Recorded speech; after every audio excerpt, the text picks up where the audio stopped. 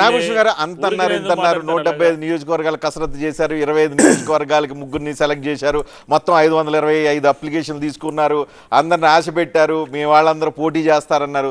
తీరా చూస్తే ఢిల్లీలో పొత్తు చర్చలు అంటున్నారు. ఆశ కుర్పులు వస్తాయండి మీ అందరికీ, బీజేపీ కార్యకర్తలు పెడతారు మీ అందరికీ. అదిగా సార్, మాకు ఆయన జగన్మోహన్ రెడ్డి సిద్ధమని పెట్టారు కదా, దేనికి సిద్ధమో తెలియదుగా. అందుకని మా 175 కాన్స్టిట్యున్సీలో మేము రెడీగా ఉండాలి, 25 పార్లమెంట్లో రెడీగా ఉండాలి, దానికి సిద్ధంగా ఉన్నాం. మరి చివరికి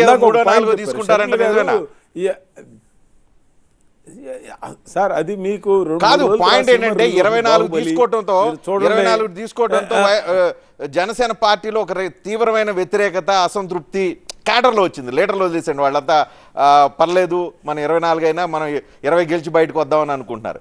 రేపు మీరు నెంబర్ మ్యాటరా, తక్కువ తీసుకోవటం గెలవటం మ్యాటరా? మీ పార్టీలో ఇంత కసరత్తు చేసిన తర్వాత మీ పార్టీలో అసంతృప్తి వచ్చే అవకాశం లేదా? సార్ నెంబర్ 1 పాయింట్, జనసేనలో ఎక్కడ అసంతృప్తిగా ఎవరు మాట్లాడిన దాఖలు లేదు.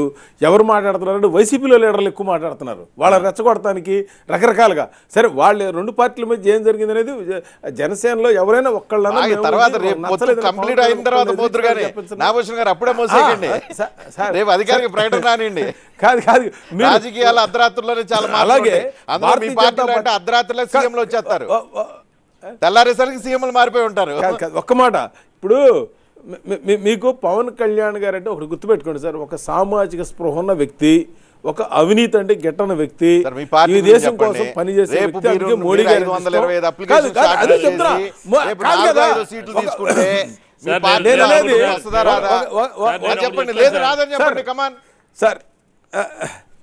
క్రమశిక్షణ కలిగిన కార్యకర్తలు భారతీయ జనతా పార్టీ డిసిప్లిన్ ఉండదు, అధిష్టానం చెప్పింది ఆ అక్షరాల తూచా తప్పక మేము పనిచేస్తాం. అది 175, 175, 25, 25 లేదా ఎన్ని సీట్లు అని ఇక్కడ స్టేట్ సంబంధించిన పురంధేశ్వరి గారు మేమంతా అమలు పరుస్తాం, దాంట్లో ఏం లేదు. నేను ఇందాక ఇంకొక పాయింట్ చెప్పాలి, షర్మిల గారు ఇందాక ఒక పాయింట్ చెప్పారు, ఇక్కడ వైసీపీ ఉన్ను టీడీపీ అంతా బీజేపీ లేదన్నారు ద్వారా